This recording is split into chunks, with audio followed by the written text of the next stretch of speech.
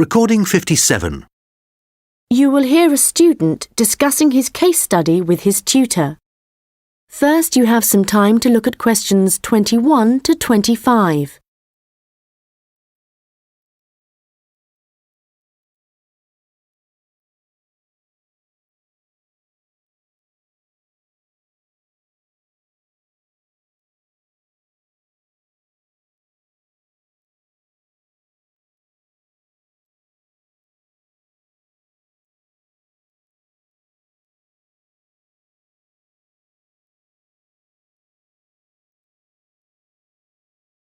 Well, James, I've had a look over your case study and for a first draft, it looks promising.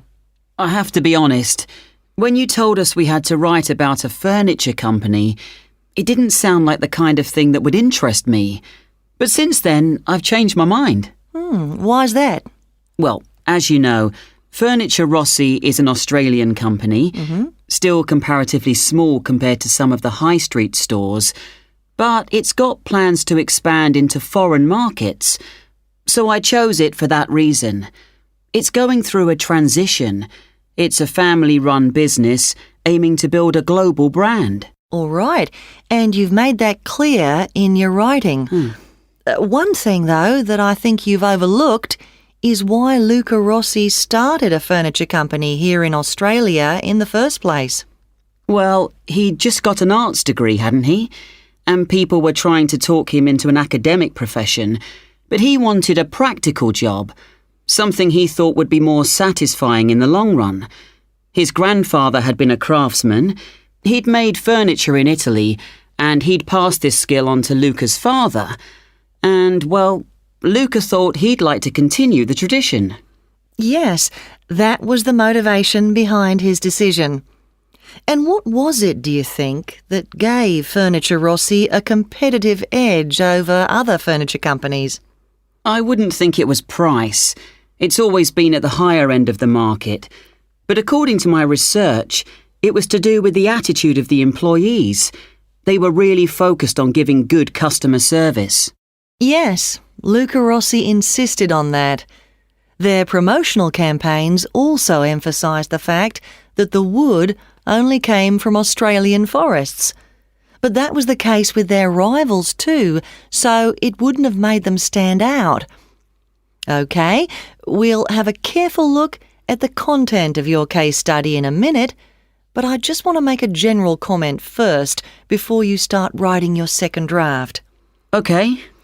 Yes, what I'd like to see more of is your opinion. A bit more critical thinking rather than the bare facts. But it's good to see you've been careful with your referencing this time. Thanks. And I read and reread my work, so I'm pretty sure there aren't any errors with the language. Yes, it's fine. Oh, but there's one other thing I could probably mention at this point. Yes? Well, at the end of term, you'll also be giving a presentation, also on Furniture Rossi. Yes. I haven't given it much thought yet. Understandably, but while you're writing the case study, I'd recommend you think about what kind of information would be suitable to use in your presentation. Remember, the last time you gave a presentation on a company, you spent a considerable part of the time providing the audience with financial data. But they probably needed to hear more about company strategy. Yes. I did concentrate rather too much on the figures. I'll make sure there's a balance this time. Good.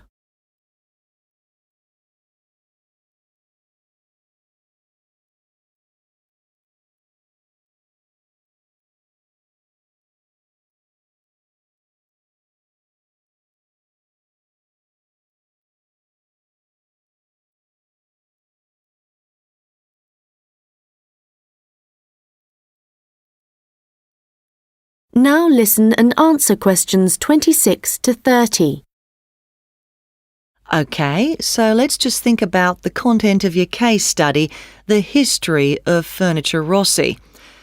I see here in paragraph 4, you're talking about how Luca Rossi raised the capital for his new business venture. And then you're talking about the customer base growing much wider. But what was it that prompted this growth? Well, that was to do with the quality of the furniture products that the company was selling. People loved that it was all handmade and would last. And because demand from customers kept growing? Well, then Rossi needed to take on more craftsmen so they could make sure the orders were ready on time. And then he also had to set up 2 new warehouses to make distribution quicker. Yes, and from there, the company really grew. But think what happened next. They started looking at ways to increase their profits and called in a consultant. And what he saw immediately was that the infrastructure was completely outdated. They were paying 3 full-time admin staff just for data entry. So he recommended they upgrade their software programs, and that, in turn, cut operational costs and just speeded everything up. I'm surprised they didn't get onto that earlier. But I suppose Luca Rossi was more interested in the design aspect rather than the finance side of things. Yes, I imagine that's why he eventually turned the day-to-day running of the company over to his son. And in fact, it was the son, Marco, who persuaded his father to move on from traditional television advertising and go online instead. I guess that's the best way to reach people. It can be, but initially customers actually complained. Why? Well, some users found it hard to navigate their way around the website, so they were getting frustrated and giving up. So then the company called in a professional to improve it. Oh, I see. He must have done a good job. They've had a continuous 3-year rise in revenue, so things must be going well. Indeed. And what of the future? Well, I probably need to talk about this a bit more in the concluding paragraphs, don't I? Consumers are already aware of the quality of the furniture, that's for sure. But I think the company is aiming to publicise their values. The fact that they have respect for beauty, durability and functionality and the environment. A lot of companies are already... That is the end of section 3. You now have half a minute to check your answers.